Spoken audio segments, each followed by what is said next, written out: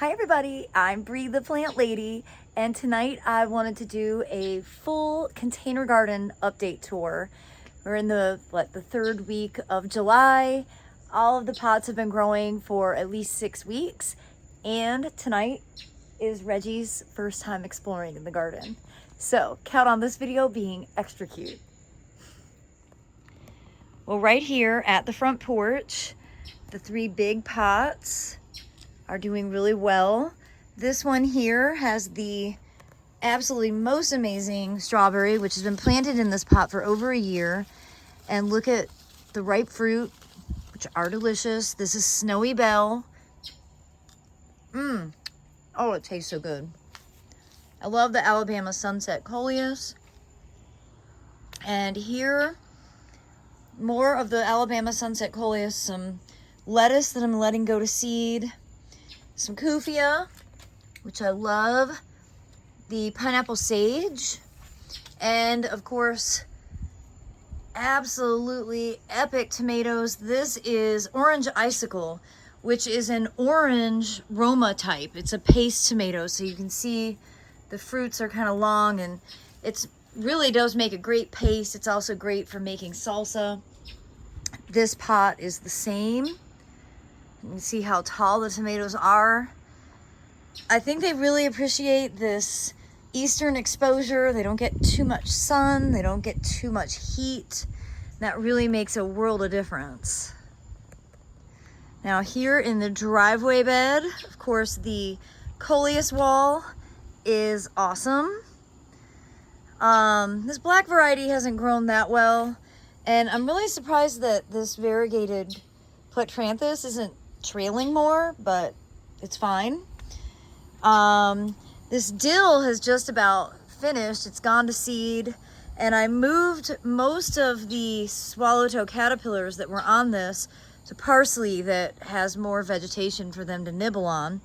I'm really pleased to see that the cucumber that doesn't look beautiful is actually still setting some fruit. And over here, better new growth and some small fruits coming. This portcoleus got beat up in a storm that we had last weekend, lost like huge branches of it.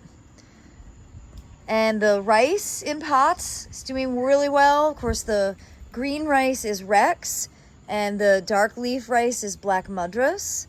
I think this side of the wall looks better, and I've been contemplating if I should actually move this rice pot out so that it doesn't impede the development of the coleus.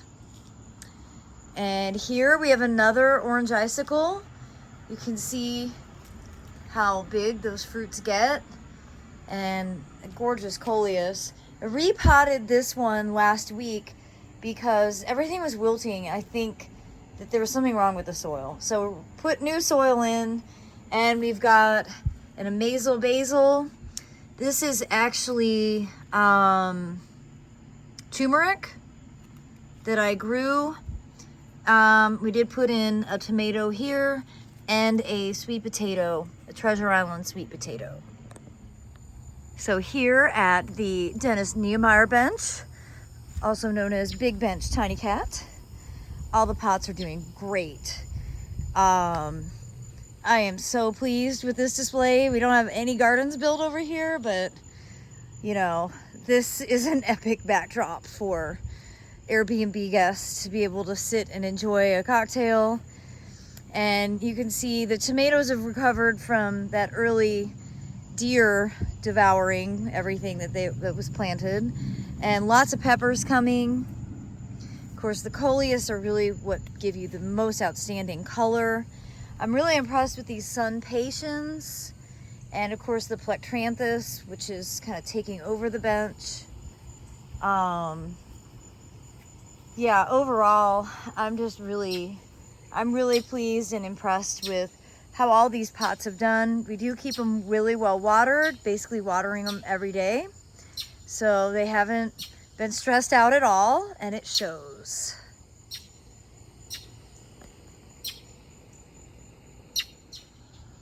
So we walk over here, and those sun sunflowers are doing great.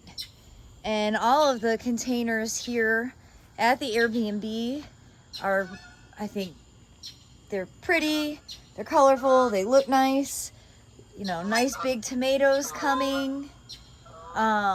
He's scared of the of those Canadian geese. But, you know, a simple installation, but effective enough.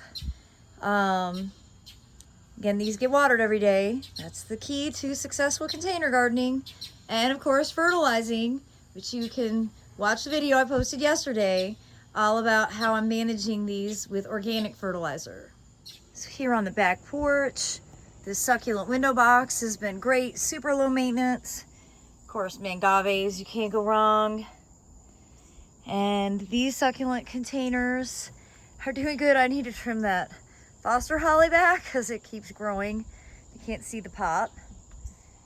Down here we have the 2 blueberries that Abby and I potted last week. And they're doing really well here in these hanging baskets. And over here, all of these pots, setting lots of fruit. You can see the jalapeno peppers are rocking this year, which is great. I have been harvesting zucchini from these bags. I believe these are squash bugs. And I am squishing them because they are what get into the stem and cause the zucchinis to rot out. You can see this has been penetrated by squash bugs, by squash borers. See, there's the caterpillar that's causing all the damage. Go ahead and show you that. Squeeze him to death. It's a death sentence here. So likely this plant isn't gonna make it, but you never know. I may have gotten it. There's probably more than one. We'll just see. It's the reality of growing squash. The key lime has lots of limes coming on it. You can see all those. And this new begonia, I am really impressed with it. I had very low expectations. Not really a begonia person. Oh my Lord, look at this kitten. He's so happy. But I've just been really impressed with how nice this looks. And yeah, I haven't really done anything with any of the herbs that are planted in this pot, but they're growing well. This zucchini looks really healthy. No fruit set yet. All the pots at the fire pit look great. I am over the moon happy with how this area has turned out. We did pot a few more tomatoes last week, and you can see here eggplant ready to be harvested. Lots of big peppers coming. These are bell peppers. Go ahead and take that one off. And you know, I'd say the plant that's suffering the most is the sweet potato vine, and that's because the deer keep nibbling on it, and I have not done my due diligence to prevent the deer from eating it because I was too sick with COVID. But I'm gonna get started on doing that. You see some other pots, tomato, eggplant combo, and more black madras, and another tomato that we just did last week. But really the stars of this area are the succulents. So the kalanchoes and the graptopetalums and graptivarias. Of course, the mangaves are the most incredible thing. And this definitely remains my favorite planter of the season. All of these big 100-gallon root pouches are doing great, filled with raspberries on this side.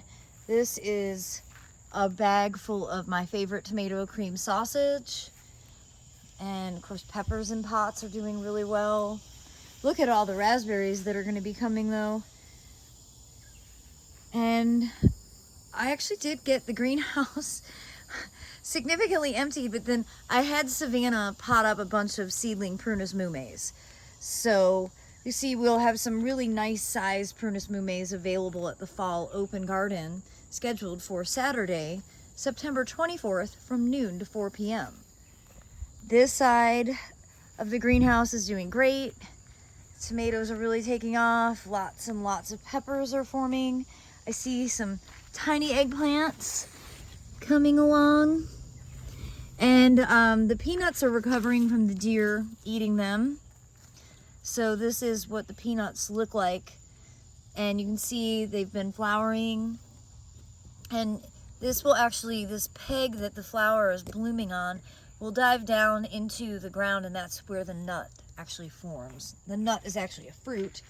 Now here, this plant, you see the deer are eating it pretty severely. But I think the ones that are in the root pouches have enough protection from peppers and other plants that the deer are kind of leaving them alone at this stage, which is definitely good news. And though this container is really shady because of this, and this needs some pruning, I just haven't taken that on. All the plants are doing well, and this is celery still growing here. So I've been using it for cooking. It's really nice to be able to just come out and grab your own celery. We did get the tomato walk staked, and all of these tomatoes are really taking off. This is what we did the last week of June. And these are really what will produce a lot of tomatoes for the fall season. So this is a conscious decision of mine to not race to get tomatoes planted in May because we have so many disease issues, and instead waiting until the end of June. And that really enables me to grow plants with less problems. And we'll still get lots and lots of harvests. It'll just be like September, October, November when these are heavily fruiting. Okay, now the champagne grapes are starting to ripen a little. You see how tiny they are? And these are growing in this pot. This is a container from Crescent Gardens, and it has a reservoir of water, so it's really practical. I don't have to water it every single day. And the grapes are doing really well. I mean, look at how many bundles there are. Look at over here. I know I've said this in tours, but I really don't like the flavor of southern grapes. I think they're disgusting, but I like this one. And I also love champagne, so the idea that I'm growing champagne grape does bring me some joy. Look at how tiny that little cat is. He's so good. He doesn't want to go far. He certainly doesn't want to get lost. And up here on the patio, we have tons and tons and tons of cucumbers coming. These are all growing out of the tower garden, the aeroponic system. Also peppers and tomatoes, everything's doing really well in the tower. And, you know, I have a handful of pots across my potting bench here, which is really used as a bar when we entertain. All of these containers are doing really well. And of course these rice pots, this again is Rex rice, and the black mudras here are just, I think the black mudras is one of the most beautiful plants that I have ever grown. And I highly, highly encourage you to grow it sometime. So again, these are just pots with no drainage holes. They like the extra moisture. They're really easy to keep up with. And the succulent table is doing its thing. This is the first year that I didn't like go out and buy special succulents for this. These are just ones that I've overwintered, and I have to say I'm really pleased with how it's grown out. Well, Reggie and I hope that you have enjoyed this quick midsummer tour of all of our containers that we have growing, and I hope you'll be inspired to container garden for yourself. It's one of the easiest ways to be able to grow beautiful plants, both edible and ornamental, all together. Well, thanks so much for watching, everybody.